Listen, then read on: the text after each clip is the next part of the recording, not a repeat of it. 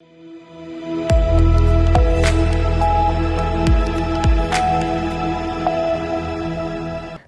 मैं हूं रत्ना और आप देख रहे हैं सी न्यूज भारत। वक्त हो गया छत्तीसगढ़ बुलेटिन का। बात होगी दुर्ग की, जहां मंत्री गजेंद्र यादव ने राज्य सरकार की उपलब्धियों से लोगों को अवगत कराया है। अगली खबर भी दुर्ग से है, जहां स्वर्गीय सीताराम शर्मा की प्रतिमा का अनावरण किया गया। तमाम खबरों पर विस्तार से चर्चा करेंगे इस बुलेटिन में। प्रदेश में भाजपा सरकार के 2 वर्ष पूरे होने पर स्कूल शिक्षा, ग्रामोद्योग और विधायी मंत्री गजेंद्र यादव ने कहा कि मुख्यमंत्री विष्णुदेव साय के नेतृत्व में दुर्ग में अभूतपूर्व विकास कार्य हुए हैं। उन्होंने बताया कि पिछले 2 वर्षों में शिक्षा, स्वास्थ्य, खेल, सड़क, बिजली और नगर विकास के क्षेत्रों में करोड़ों रुपए स्वीकृत हुए, जो जनता के विश्वास का परिणाम है। दुर्ग को आईटी हब बनाने के लिए आईआईटी भिलाई और सरकार के बीच आईटी पार्क स्थापना के लिए एमओयू किया गया है। खेल सुविधाओं के तहत बैडमिंटन इंडोर हॉल का लोकार्पण हो चुका है, जबकि स्विमिंग पूल और उर्ला स्टेडियम निर्माण अंतिम चरण में है। शहर के 70 सरकारी स्कूलों को स्मार्ट स्कूल बनाने का कार्य तेज है और 500 सीटर सेंट्रल लाइब्रेरी के लिए राशि भी स्वीकृत है। चंडी मंदिर, शीतला मंदिर के संवर्धन और कई वार्डों में सामुदायिक भवन, सड़कों और नालियों का निर्माण दुर्ग को आधुनिक और समृद्ध शहर बनाने की दिशा में निरंतर जारी है। 2 साल पहले जनता ने 3 दिसंबर को हमको विजय बनाया और हम लोगों ने लोगों से जो वादा किया था, आज बहुत खुशी हो रही कि 2 साल में जितने वादा हमने कहे लगभग सब पूर्णता की ओर है और सब कहीं ना कहीं जो हमने जनता से वादा किया था वो वादा काम चालू हो गया। काम चालू होने की स्थिति में, काम कंप्लीट होने की स्थिति में और वो सब प्रक्रियाधीन है।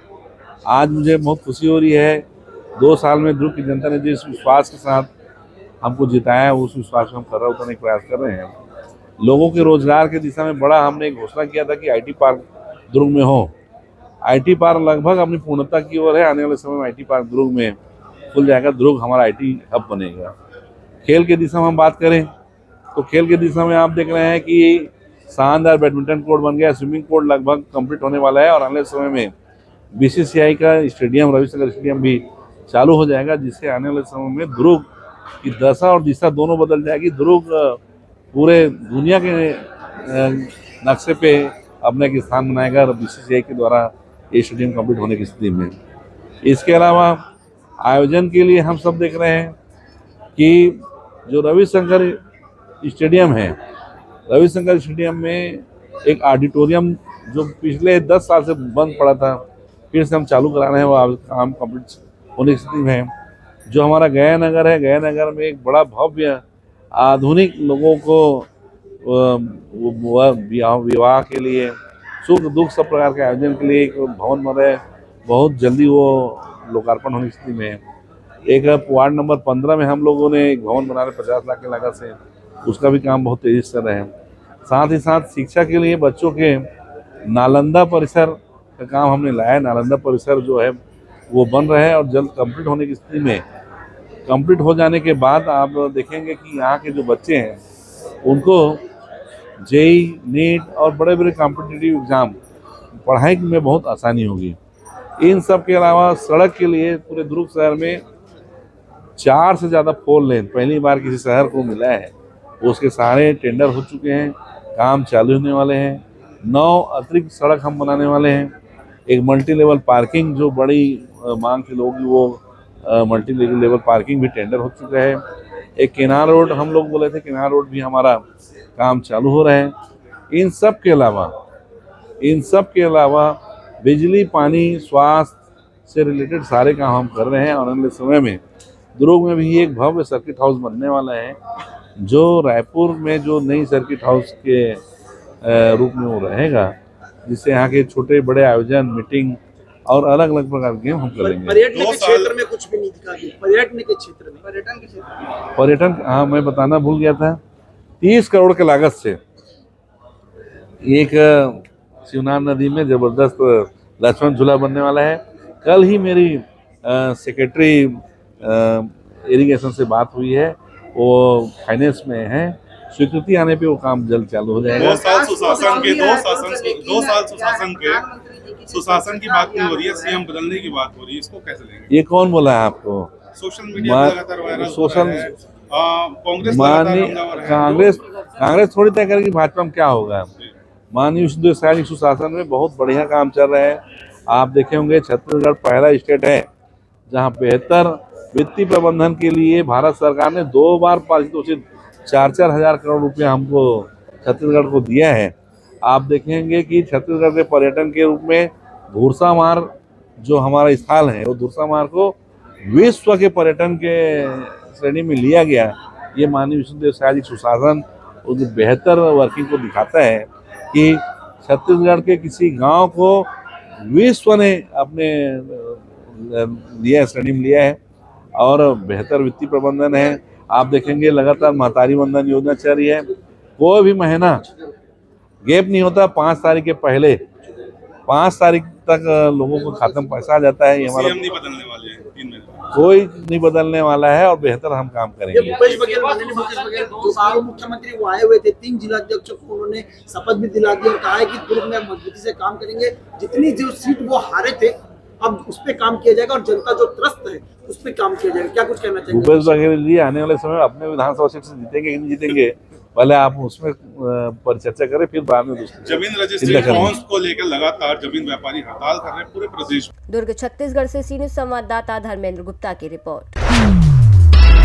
स्कूल शिक्षा मंत्री गजेंद्र यादव ने दुर्ग जिले के ग्रामीण क्षेत्र भटगांव जेवरा सिरसा में स्वतंत्रता संग्राम सेनानी स्वर्गीय पंडित सीताराम शर्मा की प्रतिमा का अनावरण किया और इस अवसर पर स्वर्गीय शर्मा से जुड़े वरिष्ठ जनों, प्रतिमा निर्माता अंकुश देवांगन और डीएस विद्यार्थी को शॉल और श्रीफल भेंट कर सम्मानित किया।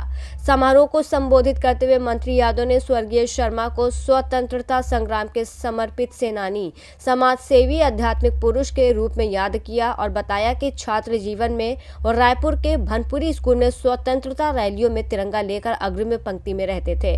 उन्होंने कहा कि स्वर्गीय शर्मा गीता पाठ, ज्योतिष और कर्म कांड से निपुण थे और संस्कार शिक्षा का प्रसार करना चाहते थे।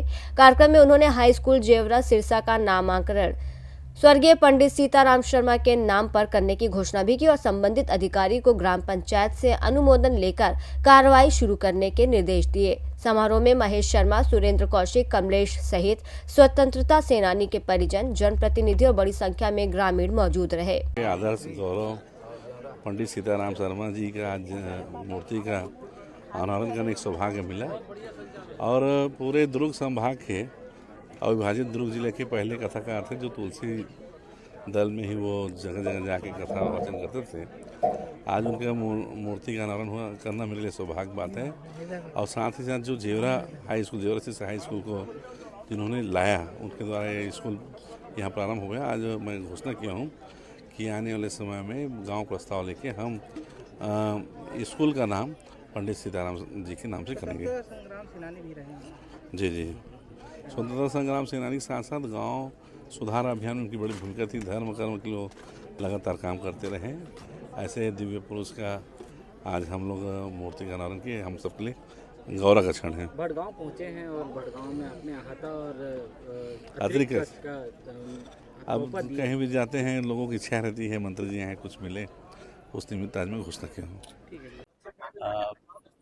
स्वतंत्रता संग्राम सेनानी स्वर्गीय पंडित सीताराम शर्मा जी के मूर्ति का अनावरण हमारे शासन के शिक्षा मंत्री माननीय गजेंद्र यादव जी के द्वारा हुआ और उनके द्वारा जेवरा सिरसा स्कूल, शासकीय स्कूल को पंडित सीताराम शर्मा जी के नाम से करने की घोषणा भी की गई और भटगांव स्कूल में एक अतिरिक्त कमरे और भी कुछ काम हमारे सरपंच महोदय ने जो किए थे उनको करने का आश्वासन दिया। आज का कार्यक्रम बहुत सफल रहा। लोग बहुत आत्मीयता से कार्यक्रम में भाग लिए और अपने गांव के और आसपास के सम्माननीय बुजुर्ग सदस्य जो यहाँ बहुत संख्या में उपस्थित थे, इसलिए उनका सहयोग भी बहुत अच्छा रहा और कुल मिला के आज का कार्यक्रम बहुत सफल रहा। ग्रामीण और हम सारे लोग बहुत खुश हैं, प्रसन्न हैं। दुर्ग छत्तीसगढ़ से सी न्यूज संवाददाता धर्मेंद्र गुप्ता की रिपोर्ट। मनेन्द्रगढ़ में बीती शाम थाना प्रभारी पोंडी जवाहरलाल गायकवाड़ के नेतृत्व में पोंडी के मुख्य चौक दीनदयाल उपाध्याय चौक में यातायात जागरूकता कार्यक्रम आयोजित हुआ। कार्यक्रम में 2 पहिया चालकों को हेलमेट पहनने, 4 पहिया चालकों को सीट बेल्ट लगाने, नाबालिगों को वाहन न देने और यातायात नियमों के पालन के लिए प्रेरित किया गया। हेलमेट, सीट बेल्ट का पालन न करने वाले चालकों को नियमों की जानकारी दी गई। उल्लंघन करने वालों पर चालानी कार्रवाई की गई। मनेंद्रगढ़ से सी न्यूज़ संवाददाता मुश्ताक कुरैशी की रिपोर्ट। बुलेटिन में फिलहाल के लिए इतना ही। देश और दुनिया की तमाम बड़ी खबरों के लिए देखते रहिए सी न्यूज़ भारत।